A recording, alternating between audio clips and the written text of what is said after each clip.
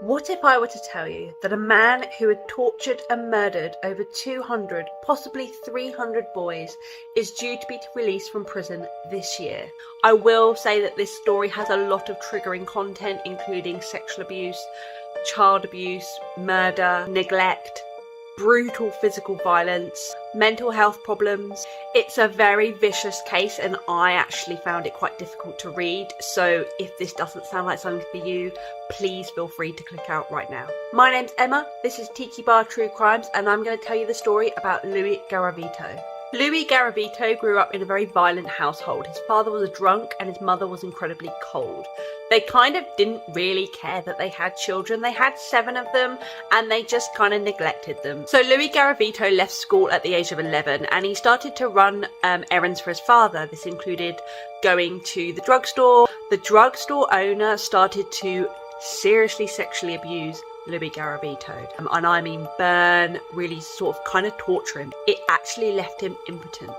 After this experience, it left him incredibly angry, incredibly withdrawn, and this is when he starts to abuse himself. So we have a few incidents, but one of the incidents is he tried to sexually assault a young boy aged 6 when Louis was 15. This young boy called out. It was at a train station. The police were alerted and Louis was withheld. When he got home, his father was angry, not that he had tried to molest a child, but that he had tried to molest a child who was a boy. That's where his issue lay. So he would have been fine if Louis tried to molest a 6-year-old girl, but the fact it was a 6-year-old boy meant that he evicted Louis from his house. As a teenager on the streets, he went from job to job. He was addicted to alcohol by this point, and he finally gets a job in a supermarket where he's allowed 2-hour lunch breaks on 2 days a week.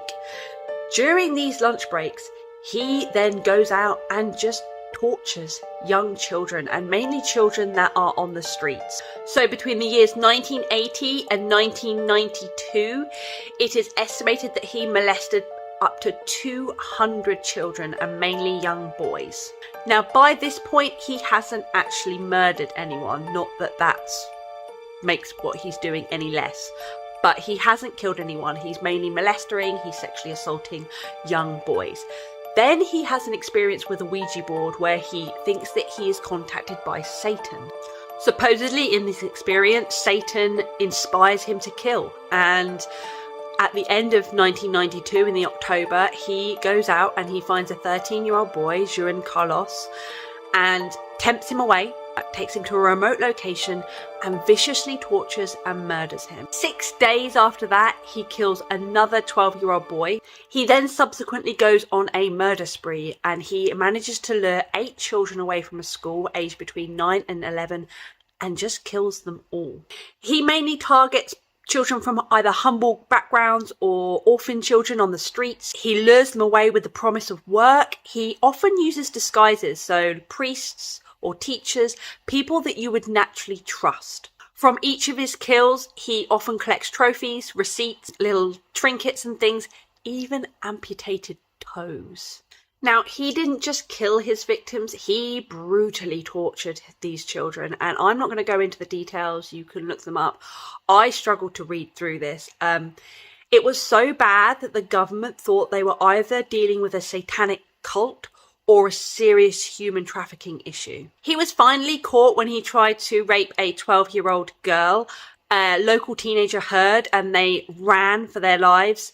Garavito ran after them but ended up going into the woods where he got slightly lost. Police were called and later found him. They linked him to lots of other victims through DNA. Also, Garavito had a slight limp, so his foot tread was quite specific. At one of the crime scenes, some glasses were left, and they were glasses for people with a specific eye condition, which is what Garavito had. He was tried and convicted on 138 counts of murder. He was sentenced to 1,853 years in prison plus 9 days. However, because of Colombian law, it states that they can only give the maximum sentence of 40 years. And because Garavito helped the police find victims' bodies, this was actually reduced just to 22 years. So having been initially sentenced to the longest sentence Colombia has ever given, 1,853 years, this got drastically reduced down to 22 years. He is currently serving in a maximum secure prison. However, his parole is this year.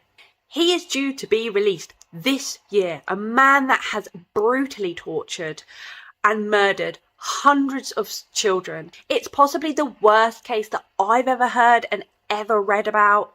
So this was Luis Garavito. Thank you for watching if you made it this far, and if you like my content, please remember to like, subscribe and comment.